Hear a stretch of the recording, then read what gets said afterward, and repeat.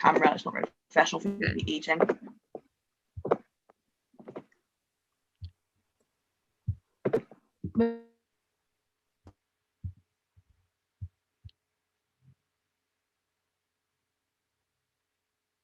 Okay, I think we've got everyone in. Hi guys, I'm Shannon. I'm your Southeast officer for the SPA. If you don't know him already, this is Bree. He's an SPA trustee and also a political reporter for Sky News. He formerly did the same at The Times. I'm not going to talk too much to start with because I know you're probably all very keen to hear what he has to say. The kind of general format of the talk is that Bree will kind of have a chat with you guys. We'll have a Q&A with each other, and then if any questions pop into your head, we'll open up at the end for some questions. Hopefully it'll be really useful to everyone. I think if you can, be good to have cameras on. I think it's a lot nicer for the speaker and for us, but I understand if you can't. So yeah, I'm gonna leave it to Bree now to chat with you guys. Hello gang, you join me from the Sky News Westminster. It's called the Eng Studio, which is where we take politicians to interview them. Currently it's a little bit bare, but that's why I've got this big black curtain behind me. And these are all the books that we get sent, which every Christmas I turn into Christmas presents. So it's all good fun. Busy day, PMQs, lots of stories, lots of COVID, but I finished now, so it's really good to be able to have a chat with you. I thought I would tell you a little bit about myself, a bit about like what my sort of regular day looks like, a couple of kind of tips that I can think off the top of my head are useful if you are trying to become political journalists or if you're just interested in it. But obviously the best way that I can be most helpful to you is if you've got questions. So I know there's only a few of us in the Zoom. There might be some more people on YouTube. I think Sean will sort of look in the chat and see if you've got questions, you can type them in there, or I'm sure that you can just unmute yourself. And when we get to that point, just kind of ask away. So we'll try and move on to that bit as quickly as possible, but why don't I just start by talking a little bit about myself, how I got here. Weirdly, I'm actually leaving Sky in 2.5 weeks, and I wanted to have this all wrapped up before we promoted the talk so that you could all know, but it couldn't happen. So I'm actually going to The Guardian in 2 weeks to be a political correspondent there. So I am absolutely doing kind of similar job, but I can't talk about what The Guardian's going to be like because I have no idea. I mean, apart from the fact it's going to be amazing, but I can talk a lot about Sky and everywhere I've been before. So what I do currently now is I'm a digital political reporter for the Sky News website and app, and that involves mostly writing stories and running live blogs and sending a lot of the push notifications that if any of you have our app, you will receive. We send a lot of push notifications, but they are a good sort of traffic driver for us. So the whole kind of last 9-10 months have been crazy, lots of covering last minute press conferences that have been called, lots of statements in Parliament, lots of random sporadic bits of news that just kind of jump out of nowhere and hit you in the face. So it's an incredibly difficult but really good fun job. So I'd say the best antidote to that actually is that I do work shifts, and that's one of the benefits of working at a sort of 24-hour news organization, one that used to be a TV one. They sort of work like, you've got a show and it runs from 9 until 10:59, and then you've got to clear the desk in 30 seconds and let the next people sit down and take over. It's very, very good at kind of giving you your non-work time as and when you kind of actually want to take that, although I did end up working quite a bit extra, but that was kind of out of my own choice, and anytime I work extra I'm allowed to take back or be paid for, so that's very good. I am sort of in work sometimes in the office at the moment, predominantly working from home. I actually really like working from home. I find that I can be a lot more productive, and I'm not just saying this because my boss is potentially watching the live stream. It is really good. I find it really helpful to be able to talk to contacts. In an office, sometimes you have to have quite private and discreet conversations, and so it's very difficult to have those at your desk, even if you've got headphones in. So I quite like just being able to work from home, put my phone on speaker and have a nice gossip with people. It's quite nice. So yeah, in the office quite a lot at the moment, covering everything. I start at 7 o'clock usually, and I finish at 4. That's the early shift, and then the late shift is 2 till 11. There are 3 people on my team who are the digital political reporters. So between us, we sort of share those shifts out. While I've been here as well, I've done some fixing, which is kind of being the person who sort of shouts at ministers, are you going to resign? Are you going to resign? Or, you know, whatever the question of the day is. And it is incredibly interesting to be on the sort of chains of emails with the BBC and ITN, looking at how they decide what the questions that they agree they're going to shout to ministers and stuff like that. So do a little bit of fixing as well. I've also done some news editing, and that basically involves kind of running the Westminster desk. Usually I just do that by myself on like a weekend when you would hope that it'd be quiet, but actually there's only one of you, and Sundays are kind of the start of the political week. So, and we've got 2 big shows that day. You've got Mar on the BBC, you've got Ridge on Sky. So very, very big and important days. And I've done some digital news editing, which basically means kind of verification type stuff. Look at, you know, trying to get permission to use people's content, use UGC and breaking stories and things like that. So I've done like loads at Sky, like most of the stuff there is to do. But I am primarily a writer, so hopefully that's how I can be sort of most interesting to you, and you can ask me about that. But I'll happily answer any and all questions about Sky. Before I was at Sky, I joined the week before the 2017 general election. I had just been on holiday in Magaluf for a week, and I was asked to work on the election night show, having never worked on TV before, which was terrifying to say the least, but good to sort of jump in at the deep end. So yeah, before I had moved to Sky, I was at the Huffington Post, or as it is better now known, HuffPost UK. And there I was a news and politics reporter. I'd been a news reporter for about 18 months and then been promoted to do some paternity leave cover in the lobby as a political reporter. That was like my first salary job in journalism. So that was kind of what I'd say was the first real journalism job. But I did do some paid work for the Times just before that in 2015 as a sort of researcher for their book, which is the Guide to the House of Commons election, which was very cool.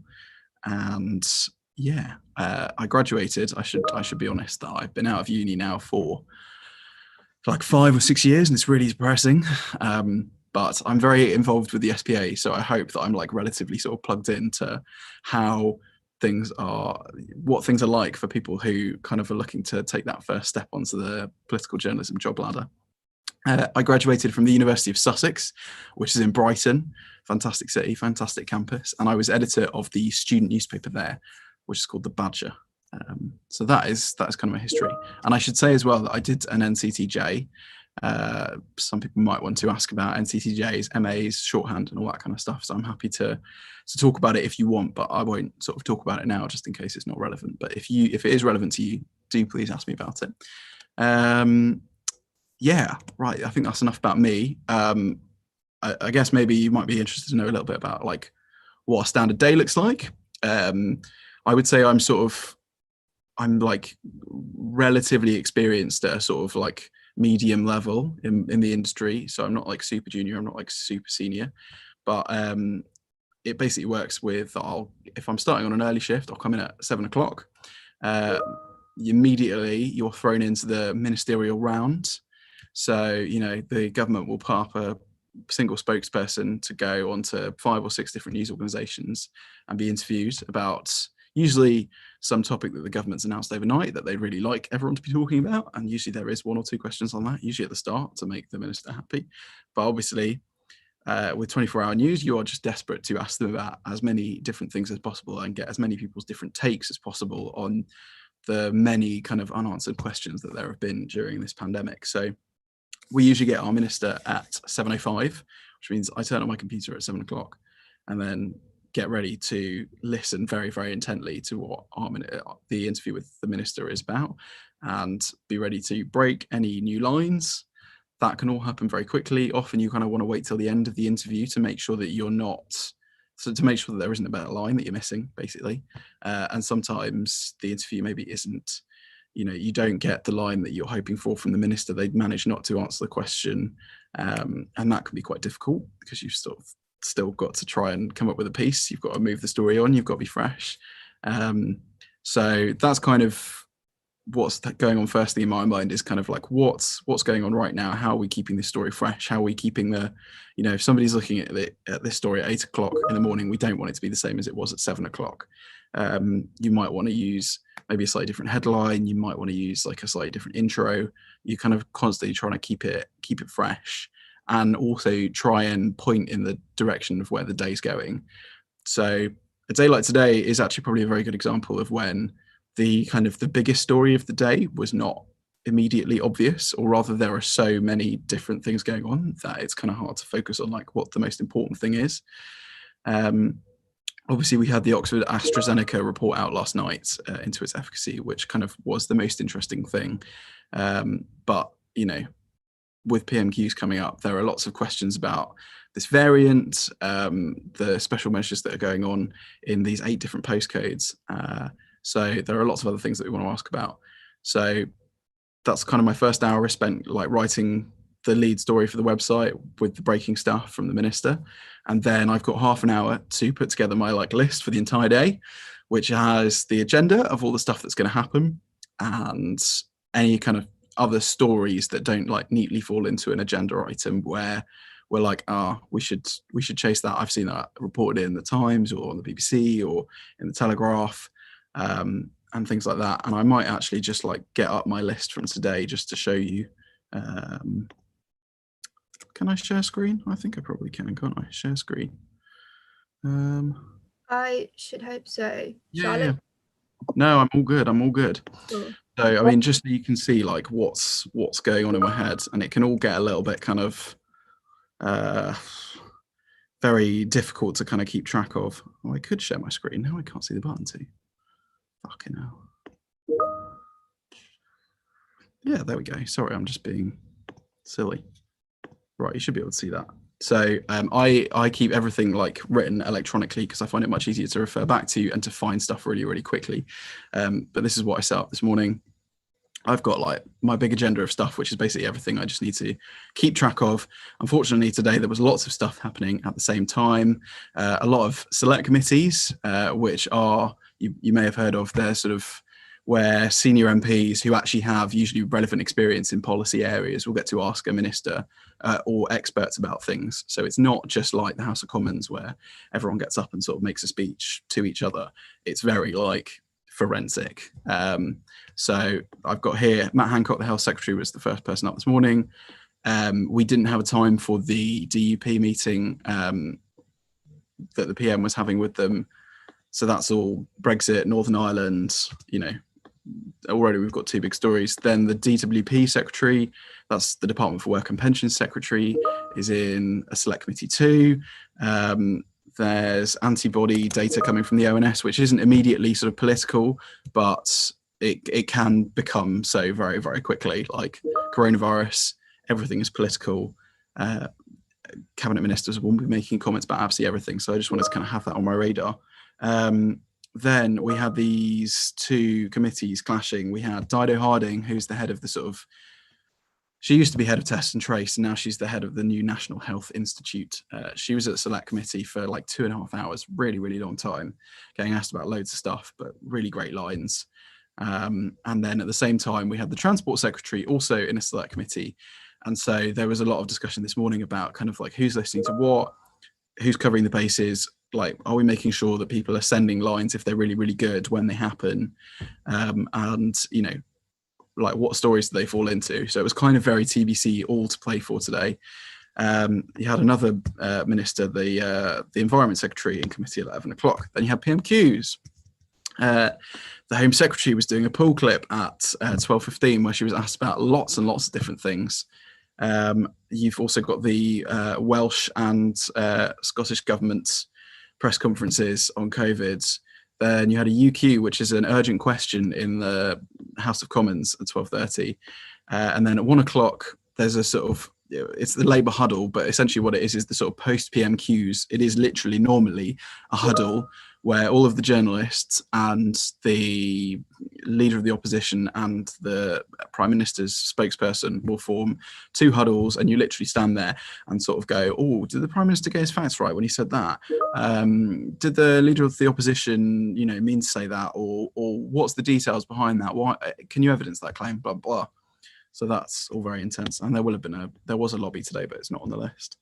And then a couple of other things on here. So just something to watch. I not necessarily saw that was going to make a massive big story for Sky on such a big day for us, but still, would be really interesting. This is the ex-Supreme Court president who was also in a select committee. And then at 5 o'clock in half an hour, we've got the joy of a Downing Street presser. So please don't cut away from me to go watch that instead. But yeah, so normally my day is basically like going through that list, keeping up to date with whatever stories we've decided are big that day, we're usually trying to think about which ones are going to grow to be sort of ahead by the time we get there.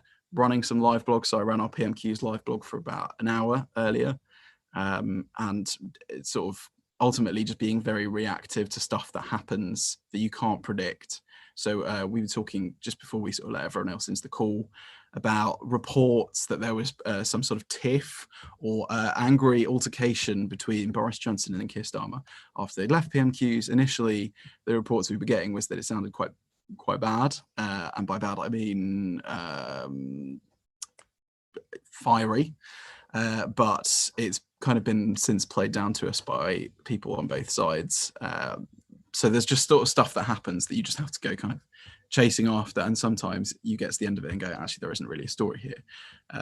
So it's very difficult. But yeah, that's kind of my day. And then I suppose if I'm doing any kind of late shifts, it's looking at whatever the embargoes are, making sure that by about 6 o'clock I've got like a long list of government embargoes, select committee embargoes, non-government organizations like the National Audit Office report embargoes, anything that's kind of those big spicy stories that sort of go up at 10:30 or 1 minute past midnight, and a good kind of overnight sort of middle range of the website stories for the following morning, and then tend to sort of drop off, or potentially they influence kind of stories. Maybe they're very impactful and you put them to a minister and then you get their response and then you retop the story. So that is what my day is. I thought the last thing that I would do is just kind of try and offer some broad kind of tips for political journalism. So where to start with this? I mean, first of all, stories are key. I mean, I may very well be able to say this with the privilege of being a sort of white man from London, but a piece of advice that was given to me that I think holds true to a large extent, although not completely, is that, if you can get good stories, then you are a really good journalist and you will be employed. It's just about how to get those really good stories. But it's been told to me, I think it's quite true, that the story is king, or queen. So if you can get really good stories, that's kind of the first thing that you can do to be a political journalist, and that usually follows from having contacts and also knowing where to find the stories. So stuff can be exclusive just because nobody else has kind of seen it or found it yet, so it can be sort of trawling through reports, it can be putting in freedom of information requests, or it can come from people tipping you off about stuff.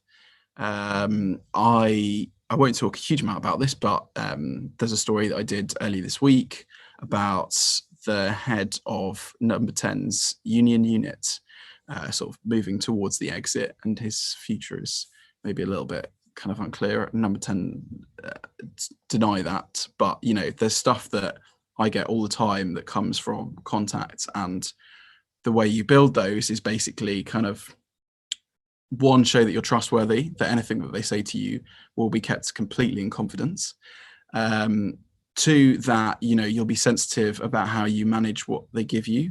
So they might want to talk to you about stuff, and they might be a bit more specific about you can report this, you can report that. When you are relying completely on your sources for a story, you do have to be guided a little bit by what they're comfortable with you reporting. So you have to kind of give them that power, but it enables you to publish the story at all, and it means that they are much more likely to come back to you again. What else?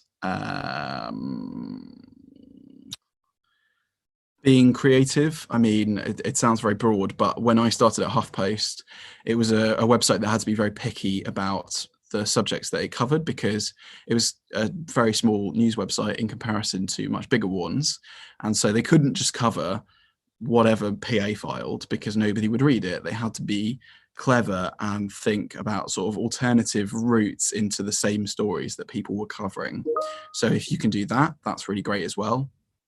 I think it's absolutely true that newsrooms, not specifically Sky, but newsrooms should, and well, yeah, let's just say should, be recruiting like very young people who know what other people their age are interested in and how they're consuming journalism. Like, it's not necessarily specific to political journalism, but don't be afraid to, or don't hold back in feeling that actually you do have quite a good understanding of what people your age want and how they want to consume news, because people who are 10, 20, 30, 40, 50 years old than that don't necessarily know that. They obviously, it's not like they don't at all, but that was a power that I found that I had back when like social media was still, it's not like it was a new thing, but hacks who'd sort of used to just file their copy at 6 o'clock and then sort of head off for the evening.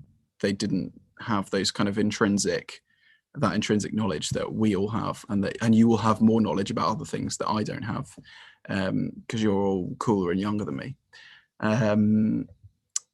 What else? I mean, a lot of political journalism is, like knowing what's going on that day and knowing where to go looking for stuff. So there are a couple of morning emails that are really, really helpful to read, to get a sense for like where other people that you're looking to for your lines to be picked up, and stuff like that, they'll be reading the same things. So it's good to kind of know what everyone's kind of thinking on that day, get the various different papers' takes on like what policies and what holes there are in people's positions.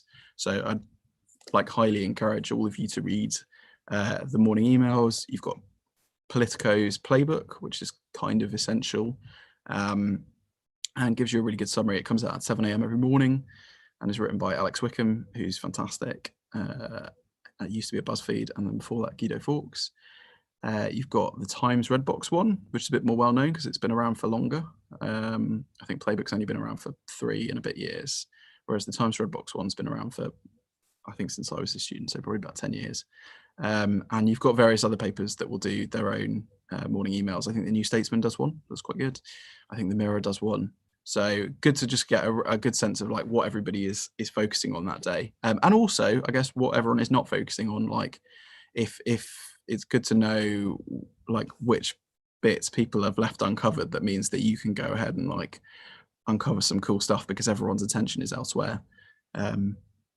Yeah, those are my sort of general tips. I can probably think of some more as we go on, but I've probably done enough just straight talking. So Shan, feel free to ask away, or if people have got questions, just I think it will work best. I'll ask a couple, and then you guys, anything crops into your head, we'll open up at the end for people to either pop it in the chat, or if you want to unmute, we'll do it like that, because I think I've got a lot of questions. I wanted to ask you at first, is there like anything you didn't expect about going into this route? Because I feel like, speaking as a former, very recently a student journalist, I think been met with a lot of surprises. I think as a student journalist, you think everything's going to be quite clear cut and that you kind of know what you're getting into. Was there anything about getting into your field that kind of threw you a little bit or challenged you?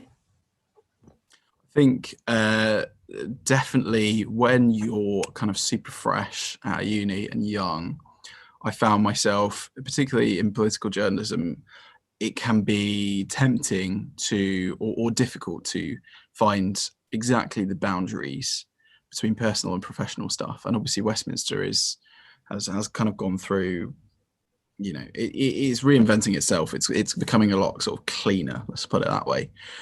When I started, I was quite surprised at how prevalent stuff like that was.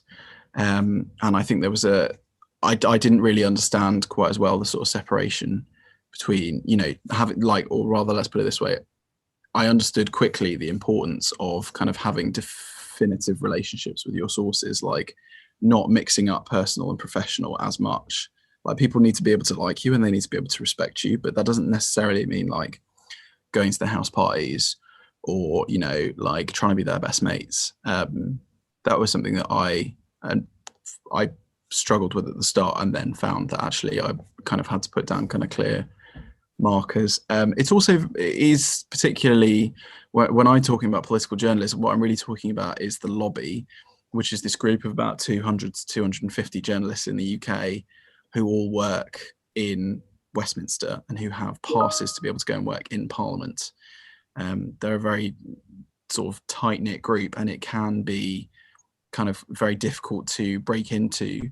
So, you know, don't underestimate that. That is tough. You know, just because you are a really good journalist doesn't necessarily mean that you're going to earn everyone's respect instantly.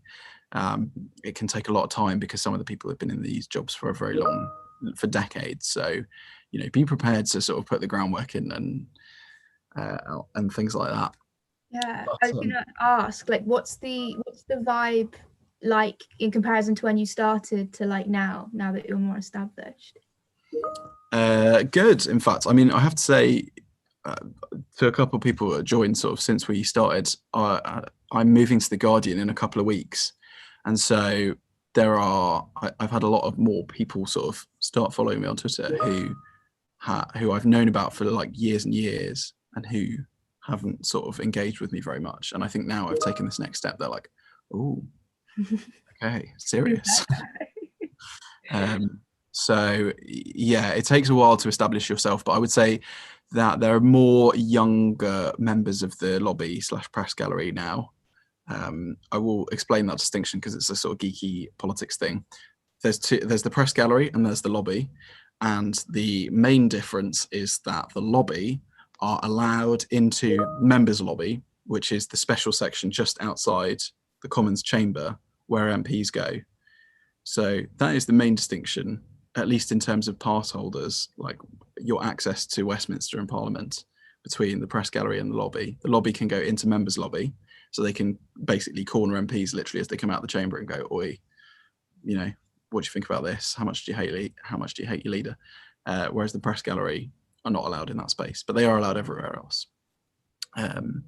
So yeah, what I was saying was there are much younger people in the lobby now, and I think that also probably more women. I mean, almost certainly. I don't know, but almost certainly. And so it's getting cleaner. It's getting a bit more kind of respectable. I think people are my age are sort of like helping up people just coming into the industry, and it's kind of flowing a lot nicer. So that's good. And genuinely, I think most political journalists are very helpful and will give you the time of day, but they are just very busy. Hi, Grace. You want to ask a question? Hi, yeah, thanks. Hi, Bree. I was just wondering, by working at Sky, do you feel like, and this might sound a bit stupid, but you said earlier you're mainly writing stuff. Was there an expectation or a desire to take that into broadcasting because you were kind of in the company that does so much of it? Yeah, I mean, I've wanted to get a flavour and a taste of broadcasting. I've always preferred writing, so I've never kind of, you know, when there's been jobs that are just, say, a political correspondent on a TV job, that's not something I've gone like, oh, I want to do that, because I know that I'm then going to lose doing all the writing and stuff. But, you know, we are like normally multi-platform, which means that if we do stories, you know, that we've written, then we can go on the TV and talk about them as well. I wouldn't say that opportunity's been extended yet, but, you know, people say that it's possible if you want to. And I also just really liked getting to know all of the different parts of Sky, like, and knowing everybody. So going into all the different teams, but there was certainly no pressure. But actually, I think I was speaking to the well, I won't say exactly who, but I was speaking to a press officer earlier, and they were like, "Oh, you're moving to the Guardian, so do you not like broadcast then?" And I was like, "You've known me for like 4 years, like I've never done broadcast, like, or rather, that is absolutely not my job." So I think people, when you tell people that you're from Sky News, they probably think that you are a broadcaster, which can have some advantages because then it probably increases the sort of seniority with which people treat you. But it did mean that the move maybe looks a bit weird to some people because they're like, oh, are you sort of stepping down? And I'm just like, no. I'm not sure if that answered your question. If it didn't, No, it absolutely does. Thank you. I was probably one of those people that assumed you did broadcast because you worked at Sky. So that's really interesting to know there's that different side of actually you can just do writing. So no, that was great. Thank you. That's right. Yeah, you can do, just about anything you want, but they will be recruiting for my job very, very soon. And I imagine that they'll want somebody who can do the multi-platform stuff, because I haven't sort of done like presenting on TV, but like I said, I've done a lot of fixing, which involves, the sort of being behind the camera, sort of shouting, and doing like interviews and stuff like that. And yeah, so I've had enough experience of it, but it's not something that I necessarily wanted to do. And what would you reckon is the kind of division then? Because if not a lot of people know that there are people within Sky that don't do broadcast, how would you kind of divide it up within the company, like from broadcast to like what you do to like a little bit in between? Is it like strict divides, or are there some people that flip between both? So I guess the divides in Sky are pretty simple. You've got home and foreign. So, news editors on a home desk and a foreign desk. And then the output teams are, split into three. Normally you've got TV and you've got radio and you've got online. And then within those, there are sort of like subcategories that sort of overlap with each other. So like podcasting, I think, for example, falls technically under radio, but, it's not, the output platform is not a radio. So that's where it gets kind of, I wouldn't even say messy, because it's a good thing that these things overlap. It's just that, things are still kind of divvied up in those ways. And I sit on technically something called the mobile team, which is kind of their word for online. But because, it's quite good branding on their part, because most people consume news now via their mobile, or I'm not exactly sure if that's true, but more and more people are consuming news via their mobile. And then you've got the social team, and you'll have the video on demand team, and you'll have other teams and stuff that sit within the digital or online one. But as much as, you can want to do multi-platform stuff, it's completely up to you. Like, I've written some stuff for Snapchat before. I quite enjoy that, like really sort of distilling stuff and going like, how do I explain this in a way that makes people care who really don't care about politics? And I've done like, I did a cool, like, I guess it's like a social video. It was a video that didn't go on TV, of what we created, this like Brexit Rubik's Cube, which was a Rubik's Cube that we printed with the DUP, like Arlene Foster's face on it, the Remainers, which had, Remainer MP's face on it, I think it was Ireland, so Leo Varadkar's face on it, Brussels, that had probably Jean-Claude Juncker's face on it. And I made this video, which was like the messed up Rubik's Cube and people trying to solve it, and then talking about like how complicated Brexit was, and the whole like, if you turn and put one side out of place, then somebody else is happy, but if you do the reverse, like you make somebody else happy, you try to do something, but then, oh no, it screws up the other side. So that was just an idea that I had, and it got turned into like a nice like 2-minute thing of just like very senior politicians just playing with the Rubik's Cube. But that was just like a social video that I didn't cut together because I don't have those skills, but I thought of, filmed, and then gave it to the team that knew how to do it. So it's kind of all to play for, stuff like that. Brilliant. I think we've got another question. Hello, AD. Yeah, hi, AD. Yeah. Hi, sorry, it's Alex. I didn't know whether to do kind of first name or surname, but I just wanted to ask, were you always set on going into political journalism, or did you kind of think about any other forms of journalism? And how did you kind of come towards going into political journalism? Yeah, good question. I would say probably yes. I went to uni to study English and drama, and I wanted to be an actor. So I'm not saying that I always wanted to be a political journalist, but for as long as I have wanted to be a journalist, I have wanted to cover politics, if that makes sense. I switched my degree and got interested in politics and journalism together because of the Leveson inquiry, which is something that happened a very long time ago now. I think 10 years ago, it was this big inquiry into the relationship between the press, politicians and the police. And David Cameron's director of communications was arrested. So it was all very dramatic and interesting.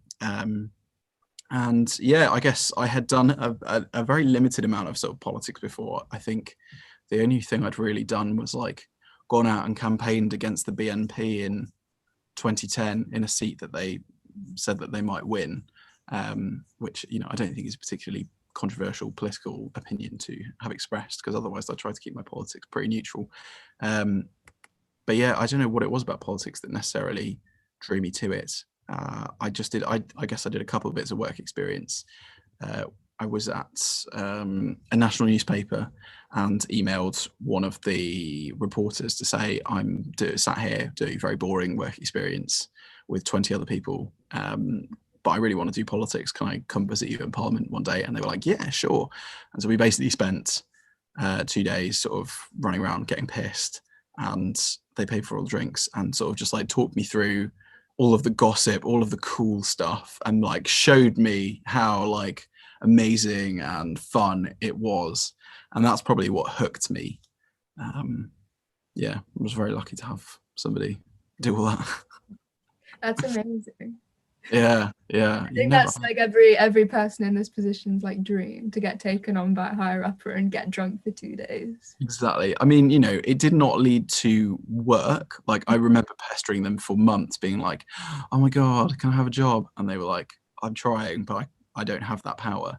So, you know, it wasn't like I was just handed like the most perfect opportunity on a plate and it led to a job, but it was great. And it was a kind of really good inside look at stuff. And it also gave me a couple of bylines at this national newspaper on like big stories that this person had worked on. They were, again, just kind of kind and said, well, you've contributed bits and pieces. So trying to find like really nice people and sort of, I was going to say latch onto them. That sounds a bit kind of bad, but you know,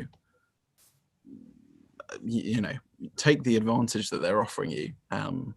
That's really good. You know, just find that as much as you can, and it won't be too hard to find if you're kind of reaching out to people, even if it's just virtually, and asking for 5 minutes, you know, Zoom conversations, or you know, you've messaging them on Twitter. It's absolutely possible to sort of start at the bottom and build your way up. Great, thank you, and thank you for your question, AD. Will, feel free. Hi, Bree. I was just wondering how much experience you had in terms of political reporting while you're a student journalist, so when you're at the Badger, and how that kind of fed in. I think the only political reporting experience I had was I don't know whether they offer this anymore. I can't see why they wouldn't, but there's an organization called Dodds, and they own a couple of like political industry magazines. So they own The House, Civil Service World, and things like that. And they are also a sort of monitoring group. So I think big companies will pay them to, you know, like media monitor for them and do sort of policy work, and like, oh, you know, we'll pull together, here's what you and all your competitors have been talked about in the media this week, so that you can go away and analyze this and decide what you want to do with this. Anyway, they advertised for kind of students. I'm not even sure if they did advertise for students, but I applied, and they didn't sort of say no, so I was clearly eligible. They were looking for people to go to party conferences, which, as you probably know, they're held every year. And I went to uni at Brighton, and that's where one of the party conferences was going to be that year. So I applied to that and then went along to the party conference and did a little bit of, it wasn't so much reporting in the journalism sense, it was kind of report writing. So it would be like going along to a fringe event. I think I went to one with Ed Miliband when he was Shadow Energy and Climate Change Secretary. And, you know, I'm not looking for a big old sexy top line. You know, Miliband says this. You know, it was kind of quite formulaic, you know, 2 pages, here's what happened, the general discussion and debate. But that was the first piece of sort of, I guess, political reporting experience I had. And apart from that, I didn't have anything specifically political at Sussex, apart from that there were lots of occupations at our university around that time. Might still be, probably not now, but you know, Sussex is sort of a university famed for them. And so I had done some writing for the independent student section when it existed, and unfortunately it doesn't anymore, about the occupations. I mean, I doubt that the articles did very much traffic, but the person who was commissioning me was probably under pressure to get whatever they could, and I wasn't paid for it. I think I probably did ask once or twice, but at that point, the value of having the byline in a national newspaper was worth more to me, was worth enough that it was worth doing it for free. And often I was doing it for the Badger anyway. So I was like, sure, I can send you like a slightly different version of the copy and you can use that. So that wasn't strictly political reporting, but that was some reporting I did while I was a student. And I'd say as much work experience as you can line up is great. And that's obviously the worst thing to hear because nobody's offering work experience at the moment. But as and when it restarts, my advice is get in really, really early. Don't be deterred. You know, if we sort of think that we're now in the opening up time and that actually summer might be okay, then don't wait until everything's okay again before you start asking for work experience, because fucking hell, everyone's going to have asked for it by then. So I can understand if you're in a lull now. You know, if you sort of tried and applied at the start of the pandemic and thought, well, this is going nowhere, I'm not going to bother anymore. But now I would say it's the time to start getting back on it, because you want to be top of the list when the floodgates reopen. That's my tip. Thank you. Have we got any more questions? It doesn't matter if you've already asked one. Oh, Will, go ahead. He might have just forgotten to put his hand down. Yeah, I just forgot to put it down. Hey. Oh no. Thanks for answering. No worries, no worries. Cool. Well, if nobody has any further questions, then I guess we can wrap this up in a few minutes. The next talk is at 5:30, I believe, and it's a panel with a bunch of really cool independent magazine editors. You've got Kai Buller, who's the editor-in-chief of Aurelia Mag. You've got Halima Jibril, editor-in-chief of Shame magazine, and you've got Francesca Newton, who is an editor at Tribune, but runs Era magazine in her spare time. So please do come to that. I think it's going to be incredible.